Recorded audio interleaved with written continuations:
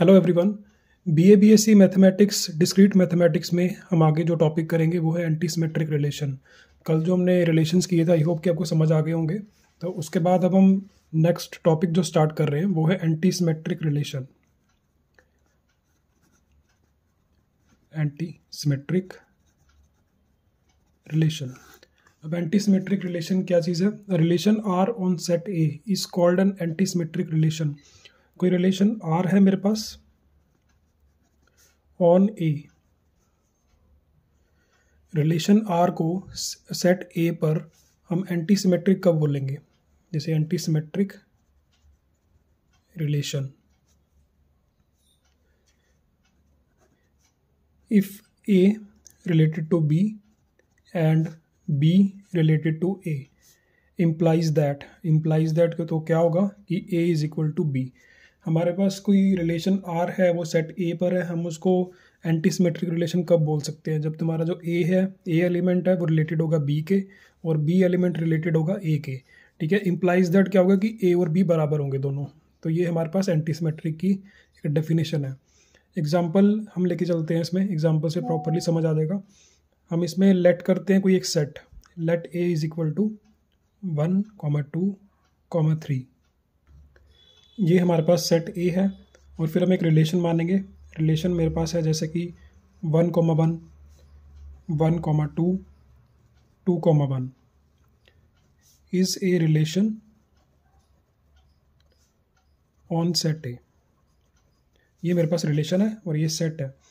अब इसमें हमने एक चीज़ देखनी है कि जैसे कि सिंस 1, 2 बिलोंग करता है आर को और 2, 1 बिलोंग करता है आर को, हम इसको ऐसे लिखते हैं कि 1, 2 belongs to R and 2, 1 belongs to R. But पर इसमें एक कंडीशन है, जैसे कि हमने देखा था यहाँ पे कि ए रिलेट करता है बी को और बी रिलेट करता है ए को। ठीक है, हमारे पास ऐसे ही चल रहा है कंडीशन कि ए को मैंने 1 माना हुआ है और बी को 2 माना हुआ है। सिमिलरली बी की जगह 2 आएगा, ए की जगह 1 आएगा। तो अगर 1, 2 बिलोंग करता है आर को और 2, 1 बिलोंग करता है आर को, तो अकॉर्डिंग टू डेफिनेशन ए और बी बराबर होनी चाहिए। बट हमारे पास जो 1 है वो 2 के बराबर नहीं है, क्योंकि ये ए है ये बी है, दोनों बराबर तो है नहीं। तो हमने बोला कि 1, 2 does not R not equal. तो इसका मतलब क्या है कि ये एंटी सिमेट्रिक नहीं है, तो हम इसको बोलेंगे नॉट एंटी सिमेट्रिक रिलेशन। तो ये तो एंटी सिमेट्रिक रिलेशन नहीं है। अब एंटी सिमेट्रिक रिलेशन एक बार हम चेक कर लेते हैं, जैसे कि हम कोई और ले लेते हैं रिलेशन। मैंने रिलेशन लिया R1 जिसमें सिर्फ यही एक एलिमेंट है 3, 3। अब इसमें ऑब्वियसली हमें पता है कि ए भी 3 है और बी भी 3 है, तो इसका मतलब अगर ए, बी और बी, ए लें तो वो 3, 3 ही आएंगे। ठीक है, 3, 3 आएंगे और दोनों इक्वल भी हैं, 3 इज इक्वल टू 3। तो ये हमारे पास एंटी सिमेट्रिक रिलेशन होगा। तो ये एंटी सिमेट्रिक रिलेशन होगा R1, लेकिन R नहीं होगा क्योंकि इसमें 1 जो है 2 के बराबर नहीं है। ठीक है, आई होप ये समझ आया होगा, ये एंटी सिमेट्रिक रिलेशन है। अब इसमें एक चीज़ ध्यान देने लायक है, वो है आइडेंटिटी रिलेशन। अब आइडेंटिटी रिलेशन इसी जो हमने अभी R1 रिलेशन ऊपर पढ़ा है, ये 3, 3 वाला, इसी से बिलोंग करता है। आइडेंटिटी रिलेशन की डेफिनेशन क्या है कि अगर मेरे पास कोई रिलेशन R है ऑन सेट ए, तो आइडेंटिटी रिलेशन कैसे शो होगा? ये आइडेंटिटी रिलेशन R है, इसकी जो हमारे पास फॉर्म होगी वो इस फॉर्म में होगा कि x, x की फॉर्म में है।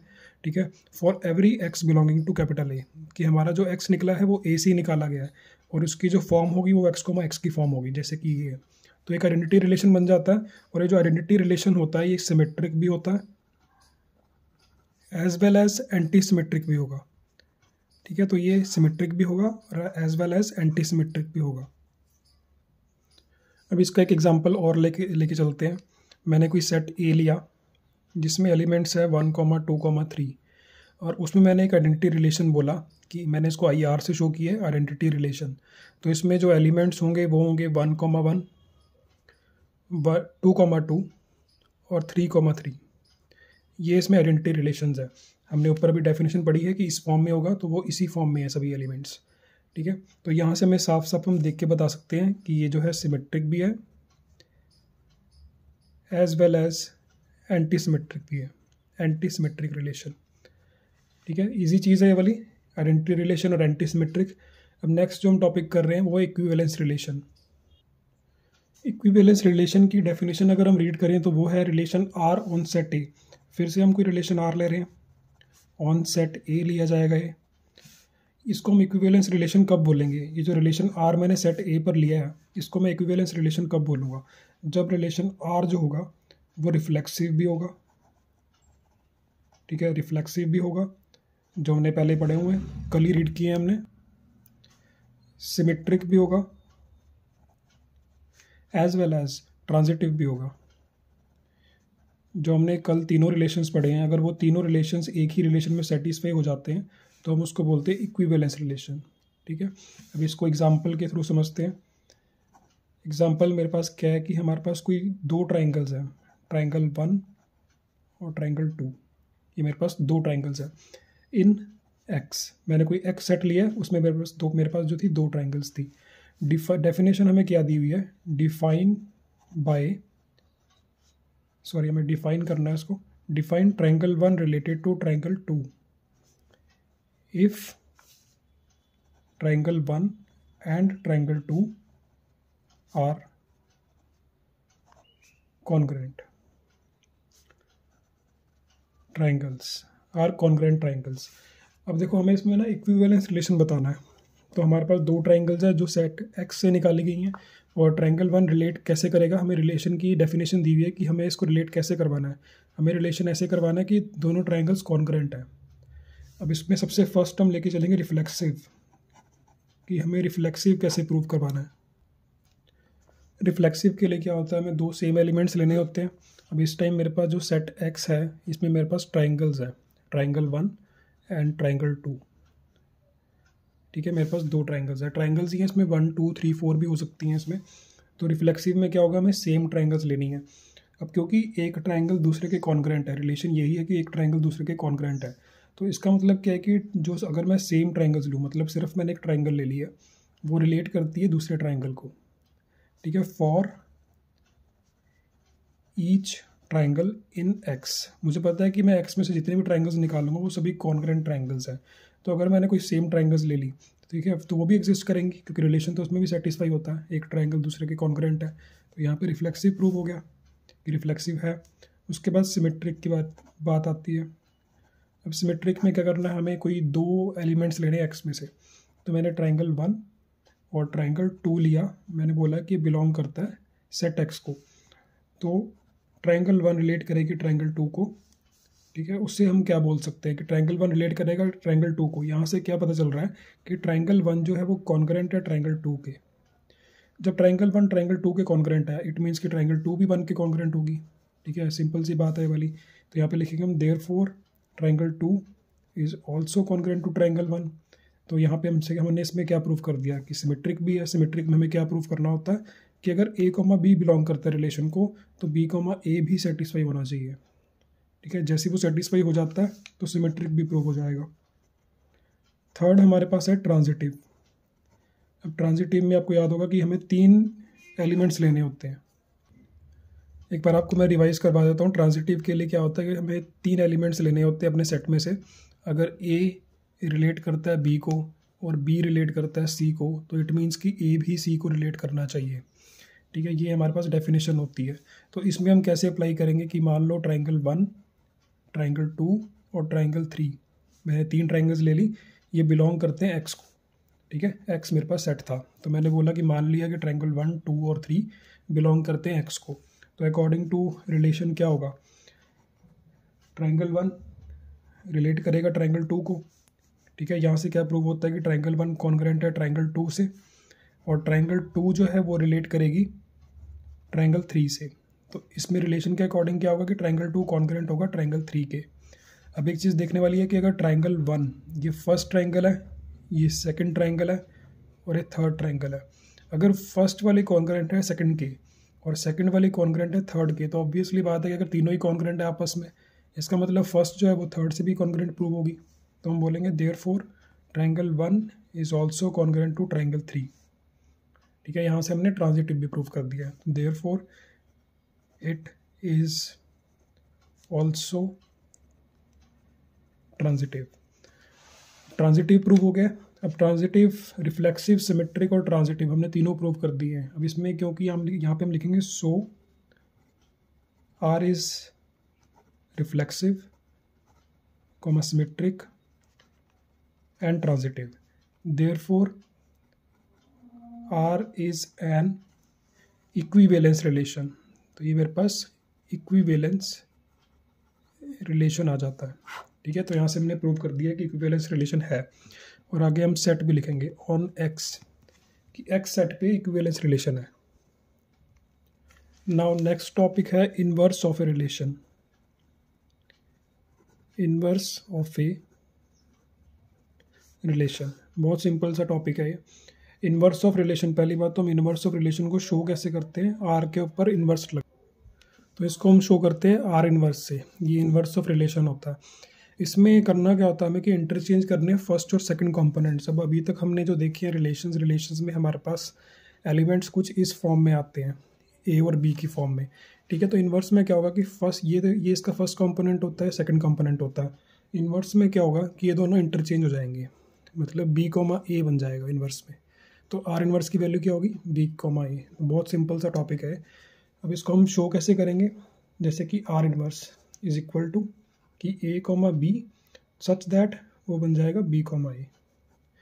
इसको ऐसे शो करेंगे और ये बिलोंग करेगा हमारे रिलेशन आर को। सिंपल से हमें ऐसे एक डेफिनेशन देनी है कि मेरे पास आंसर जो आएगा ए कोमा बी की फॉर्म में आएगा और जो मैं बी कोमा ए सेलेक्ट करूँगा वो आर से रिलेट करना चाहिए, मतलब आर से ही निकला होना चाहिए, उसी को बिलोंग करना चाहिए। तो आगे अब देखते एक चीज़ कि आर इज़ ए रिलेशन। अब इसको हम लिखते कैसे हैं, R is a relation from set A to set B. कि अगर आर रिलेशन सेट ए से सेट बी तक है तो आर इनवर्स क्या होगा, वो रिलेशन होगा from set B to set A, ठीक है। तो इसमें सिंपल सी ये वाला डेफिनेशन है कि वो बी से वो ए हो जाएगा इनवर्स का, ठीक है। अब एक चीज़ और है कि रेंज और डोमेन की बात हम करें। अब देखो हमारे पास अगर ए से बी तक ऐसे जा रहा है, ये रेंज है, ये डोमेन है, तो इसका रेंज और डोमेन ऐसे जाएगा रिलेशन आर का। और इन्वर्स में क्या हुआ, जो रिलेशन आर का डोमेन था वो आर इन्वर्स का रेंज हो जाएगा, और दूसरे वाला जो होगा ऑपोजिट केस हो जाएगा। बस इसमें आपको इंटरचेंज करना है। तो रिलेशन आर में ये चीज़ हो जाएगी और आर इन्वर्स में क्या होगा कि इसका ऑपोजिट चल रहा होगा, मतलब कि जो एलिमेंट्स यहाँ डोमेन में थे वो इस टाइम यहाँ पे आ रहे हैं, जो यहाँ पे रेंज में थी वो यहाँ पे आ रहे हैं। देखो इसको ये मत समझना कि डोमेन बन गया और ये रेंज बन गई, ऐसा नहीं है ये अभी भी रेंज ही है, लेकिन ये रेंज है R1 की और ये डोमेन है R1 का। सिर्फ मैं तुम्हें ये समझा रहा हूँ कि जो डोमेन के एलिमेंट्स R में थे वो अब इस तरफ आ गए और जो इसके रेंज के एलिमेंट्स थे वो इस तरफ आ चुके हैं, ठीक है। तो अब इसका जो रेंज है वो चेंज हो चुका है और डोमेन भी इंटरचेंज हो गए आपस में दोनों। तो हम इसको लिखेंगे कैसे कि डोमेन ऑफ आर इनवर्स, जो आर इनवर्स का डोमेन होगा वो एक्चुअली में क्या था, रेंज थी आर की। तो यहाँ पे हम लिखेंगे रेंज ऑफ आर। उसके बाद डोमेन यहाँ पे हम निकालेंगे रेंज ऑफ आर इनवर्स। अब आर इनवर्स की जो रेंज आ रही है वो रेंज क्या होगी, वो पहले उसकी डोमेन थी, तो हम इसमें लिखेंगे डोमेन ऑफ आर, ठीक है। ये समझ आ गया होगा। एग्जाम्पल लेके करते हैं। हमने लेट किया कोई एक सेट ए जिसमें एलिमेंट्स हैं 1, 2, 3 और उसके ऊपर एक रिलेशन लिया, रिलेशन में एलिमेंट्स हैं 1, 2, 1, 3, 2, 3 और 3, 2। ये मेरे पास रिलेशन आर है। अब इसका आर इन्वर्स क्या आएगा, बस हमें एलिमेंट्स को इंटरचेंज करना है। 2, 1, 3, 1, 3, 2 और 2, 3। तो ये सिंपल सा है, ये आर इन्वर्स की वैल्यू आ गई हमारे पास। नेक्स्ट टॉपिक वो है void relation in A set. Void मतलब खाली, ठीक है। वॉइड रिलेशन होगा सेट में, मतलब कि खाली एलिमेंट। एक चीज़ ये भी याद रखना कि अगर मान लो मेरे पास कोई सेट ए है, ठीक है, आपने ये भी समझा हुआ है कि अगर मैंने कोई रिलेशन लिया है, अब सेट ए में तो सिंगल एलिमेंट्स होंगे जैसे 1, 2, 3, 4, तो हम इसको ए क्रॉस ए बनाते हैं ताकि डबल फॉर्म में एलिमेंट्स आ जाए, ऐसे ए कोमा बी की फॉर्म में आ जाए। तो ए क्रॉस ए हम बोलते हैं कि जो आर है वो सबसेट इक्वल टू होता है ए क्रॉस ए के, ठीक है। अब इसमें क्या होता है कि इसके जितने भी एलिमेंट्स होते हैं वो ए क्रॉस ए में आपको मिलेंगे। अब एक चीज़ और है, अब रिलेशन में एक एलिमेंट हम मोस्टली लिखते ही नहीं है, लेकिन वो होता है सबसेट, वो है 5, ठीक है। फाई मतलब एम्प्टी, बिल्कुल एम्प्टी सेट होता है। तो फाई जो होता है वो सबसेट होगा ए क्रॉस ए का। इसको हमेशा याद रखना कि कोई भी सेट ले लो उसमें से फाई तो सबसेट होगा ही होगा ए क्रॉस ए का। तो इसको हम बोलते हैं नल सेट। ठीक है, इसमें कोई एलिमेंट नहीं होते, नल सेट फाई। ठीक है, तो ये भी एक रिलेशन होगा ए पर, is also a relation in A, ये भी एक रिलेशन होगा। तो इसको हम वॉइड रिलेशन बोलते हैं। एक चीज़ और है कि वॉइड रिलेशन जो है वो सिमेट्रिक होता है, ट्रांजिटिव होता है, पर रिफ्लेक्सिव नहीं होगा। ठीक है, ट्रांजिटिव होगा, सिमेट्रिक होगा, पर रिफ्लेक्सिव नहीं होगा। नाउ नेक्स्ट टॉपिक है partial order relation. Partial order relation, अभी ये कुछ टॉपिक्स ऐसे आ चुके हैं जो आपने +2 में तो नहीं पढ़े हैं। ठीक है, +2 वाले रिलेशन जो टॉपिक्स थे वो ख़त्म हो चुके हैं ऊपर। अब ऐसे और टॉपिक्स आ गए जो आपके BA BSc के मैथ्स में है, अब डिस्क्रीट मैथमेटिक्स में कुछ आगे एडवांस लेवल पे आ गए हैं। तो इसको ध्यान से समझना। पार्शियल ऑर्डर रिलेशन क्या चीज़ है? अभी तक हमने इक्विवेलेंस रिलेशन देखा था। इक्विवेलेंट रिलेशन में क्या होता है? रिफ्लेक्सिव होना चाहिए, सिमेट्रिक होना चाहिए और ट्रांजिटिव होना चाहिए। पार्शियल ऑर्डर रिलेटिव में सिर्फ एक ही चेंज है, देखो रिफ्लेक्सिव तो होना ही चाहिए, सिमेट्रिक की जगह बस एंटी सिमेट्रिक आ जाएगा कि एंटी सिमेट्रिक होना चाहिए, और थर्ड ट्रांजिटिव भी होना चाहिए। बस ये 3 चीज़ें हमने जहाँ प्रूव कर दी तो वो पार्शियल ऑर्डर रिलेशन हो जाएगा। ठीक है, कंडीशन इसमें क्या थी रिफ्लेक्सिव में कि अगर x रिलेटेड टू x है फॉर एवरी, अगर हमने x निकाला है अपने किसी सेट x से तो रिफ्लेक्सिव प्रूव हो जाएगा। ठीक है, सिमेट्रिक एंटी सिमेट्रिक में क्या था कि अगर x रिलेट करता है y को एंड y रिलेट करता है x को, ठीक है, तो इम्प्लाइज दैट x और y इक्वल आने चाहिए, तो एंटी सिमेट्रिक हो जाएगा। ट्रांजिटिव में क्या होता है कि अगर x रिलेट करता है y को एंड y रिलेट करता है z को, तो देयरफॉर अगर x भी रिलेट करेगा z को तो वो ट्रांजिटिव प्रूव हो जाएगा, और गिवन दैट कि x y z जो बिलोंग करेंगे वो मेरे सेट x से निकाले जाएंगे। ठीक है, तो ये सिंपल सा एक था partial order relation. Next topic हम कर रहे हैं कंपोजिशन ऑफ रिलेशंस। अब कंपोजिशन ऑफ रिलेशन की मैं डेफिनेशन पढ़ देता हूँ एक बार। कंपोजिशन ऑफ रिलेशन की डेफिनेशन है let R be an relation from set A to set B। मेरे पास कोई R रिलेशन है और वो है set A to set B। टॉपिक का नाम लिख देता हूँ यहाँ पर, कंपोजिशन ऑफ रिलेशंस। मेरे पास रिलेशन R है जो सेट A से सेट B तक है, फिर मैंने रिलेशन एक और लिया, वो रिलेशन S लिया, और वो होगा सेट B से सेट C तक। ये 2 मैंने रिलेशन लिए। ठीक है, तो कंपोजिशन डिनोट हम कैसे करेंगे कि SOR। ठीक है, SOR की S कंपोजिशन है R रिलेशन। ठीक है, हमने इसको ऐसे शो किया, S is a relation, SOR is a relation from set A to set C। हम इसको लिखते कैसे हैं कि SOR जो है वो एक रिलेशन है सेट A से सेट C तक। ठीक है, ये देखो ध्यान से देखो कि R जो है, अगर मैंने A से B तक बोला तो ये R से रिलेटेड है, फिर आगे जब B से C जाएंगे तो एक और रिलेशन आएगा, उसका S आएगा। तो SOR जब मैंने लिखा तो वो कैसे होगा कि A और C आपस में, ठीक है, मतलब कि सेट A से लेके सेट C तक जो रिलेशन आएगा वो आएगा SOR, इस तरफ A से लेके C की तरफ। ठीक है, सिंपल सी डेफिनेशन है इसकी, पर इसमें थोड़ा सा कॉम्प्लिकेशन आ सकता है, वो मैं आपको एग्जांपल से समझा दूंगा। तो इसमें ये समझ आ गया होगा कि SOR जो होगा एक रिलेशन होगा सेट A से सेट C तक।